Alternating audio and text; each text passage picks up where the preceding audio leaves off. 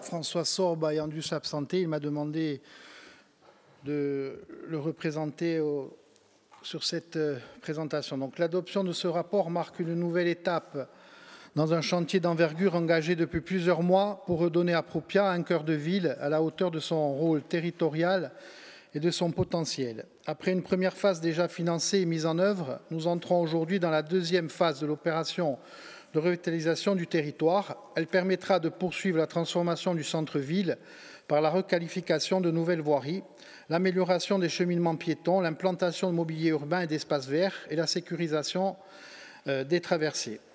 Nous le savons, les chaussées étaient dans un état de dégradation avancée. Cette intervention vise à améliorer concrètement le quotidien des habitants, mais aussi à renforcer l'attractivité d'un centre qui accueille chaque année de nombreux visiteurs dans une commune au rayonnement touristique majeur.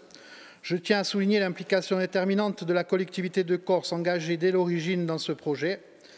En effet, lors de la première phase, d'un coût de 4 millions d'euros, la collectivité de Corse a mobilisé 1,3 million d'euros sur fonds propres et a fléché, via la dotation de soutien à l'investissement des départements, DSID, 2,26 millions d'euros, soit un total de 3,56 millions d'euros, environ 89% de l'opération.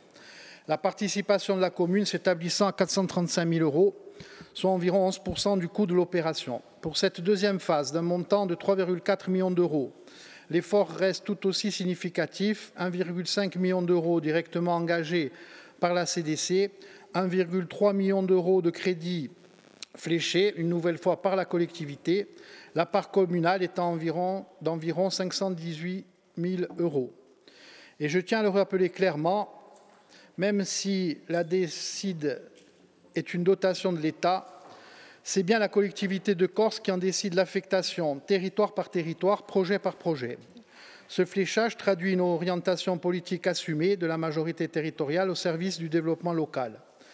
Dans le cadre de cette deuxième phase, si l'on cumule les financements directs de la CDC et les crédits fléchés par elle, ce sont près de 2,8 millions d'euros d'aides mobilisées grâce à l'action de la collectivité de Corse, soit près de 83% du coût total. Ce projet s'inscrit pleinement dans la stratégie définie par le nouveau plan pluriannuel d'investissement, PPI, de la collectivité, qui a été adopté lors de cette session. Il en illustre concrètement les priorités: moderniser nos infrastructures, soutenir l'aménagement des communes, améliorer la qualité de vie et renforcer la résilience de nos territoires. Cette dynamique d'investissement irrigue l'ensemble de l'île, ne serait-ce que dans le Sartineso, Taro Sartineso Alinco. Plusieurs chantiers structurants ont récemment bénéficié du soutien actif de la collectivité de Corse. Je passe notamment à la requalification de la traverse de Sarthe ou encore à l'aménagement de parkings et à la réhabilitation de la place du village d'Ulmetu. Autant de réalisations concrètes, utiles et visibles, portées par une volonté politique assumée, donner au territoire les moyens d'un développement harmonieux au plus près des besoins des populations. Je veux enfin remercier les services de la collectivité de Corse pour la qualité du travail mené, la coordination des phases, la rigueur dans le suivi technique et administratif de cette opération structurante et, il faut le souligner, la concertation la plus totale avec la commune et les riverains. Leur implication est essentielle à la réussite de notre action publique. Ce projet incarne pleinement la vision portée par la majorité territoriale: agir pour nos territoires, répondre aux attentes concrètes des habitants, soutenir l'activité économique et touristique, valoriser les centralités rurales et bâtir une Corse plus moderne, plus équilibrée et plus solidaire.